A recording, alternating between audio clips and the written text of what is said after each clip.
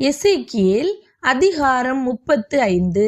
கர்த்தருடைய வார்த்தை எனக்கு உண்டாகி, அவர், மனுபுத்திரனே, நீ உன் முகத்தை சேயீர் மலைக்கு நேராக திருப்பி அதற்கு விரோதமாக தீர்க்க தரிசனம் உரைத்து அதற்கு சொல்ல வேண்டியது என்னவென்றால், கர்த்தராகிய ஆண்டவர் உரைக்கிறார், சேயீர் மலையே, இதோ நான் உனக்கு விரோதமாக வந்து என் கையை உனக்கு விரோதமாக நீட்டி உன்னை பாழும் அவாந்தர வெளியுமாக்குவேன். உன் பட்டணங்களை வனாந்தரமாக்கி போடுவேன். நீ பாழாய் போவாய். நான் கர்த்தர் என்று அறிந்து கொள்வாய். நீ பழைய பகையை வைத்து இஸ்ரவேல் புத்திரருடைய அக்கிரமம் நிறைவேறுகையில் அவர்களுக்கு உண்டான ஆபத்தின் காலத்திலே பட்டயத்தின் கூர்மையினால் அவர்களுடைய இரத்தத்தை சிந்தினபடியால் நான் இரத்தப்பழிக்கு உன்னை ஒப்புவிப்பேன். இரத்தப்பழி உன்னை பின்தொடரும் என்று கர்த்தராகிய ஆண்டவராயிருக்கிற நான் என் ஜீவனை கொண்டு சொல்லுகிறேன்.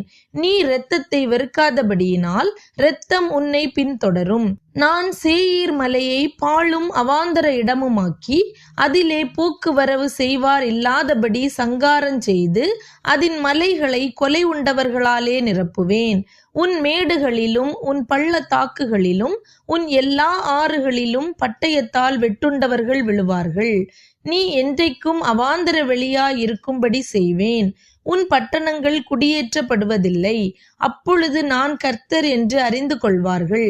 2 ஜாதிகளும் 2 தேசங்களும் கர்த்தர் வசமாயிருந்தும் அவைகள் என்னுடையவைகள் ஆகும். நான் அவைகளை சுதந்தரித்துக் கொள்ளுவேன் என்று நீ சொல்லுகிறபடியினால் நீ அவர்கள் மேல் வைத்த வர்மத்தினால் செய்த உன் கோபத்துக்கு தக்கதாகவும் உன் பொறாமைக்கு தக்கதாகவும் நான் செய்து கர்த்தராகிய ஆண்டவராயிருக்கிற நான் உன்னை நியாயம் தீர்க்கும் போது என்னை அவர்களுக்குள் அதனால் அறிய பண்ணுவேன் என்று என் ஜீவனை கொண்டு சொல்லுகிறேன். இஸ்ரவேலின் மலைகள் பாழாக்கப்பட்டு எங்களுக்கு இரையாக கொடுக்கப்பட்டது என்று நீ அவைகளுக்கு விரோதமாய் சொன்ன உன் நிந்தனைகளை எல்லாம் கர்த்தராகிய நான் கேட்டேன் என்று அப்பொழுது அறிந்து கொள்வாய். நீங்கள் உங்கள் வாயினால் எனக்கு விரோதமாக பெருமை பாராட்டி எனக்கு விரோதமாக உங்கள் வார்த்தைகளை பெருக பண்ணினீர்கள். அதை நான் கேட்டேன். பூமி எல்லாம் மகிழும் போது நான் உன்னை பாழாயிருக்கும்படி செய்வேன் என்று கர்த்தராகிய ஆண்டவர் சொல்லுகிறார். இஸ்ரவேல் வம்சத்தாரின் சுதந்திரம் பாழாய் போனதை கண்டு மகிழ்ந்தாயே, உனக்கும் அப்படியே சம்பவிக்க செய்வேன். சேயீர் மலையே, ஏதோமே, நீ முழுதும் பாழாவாய்.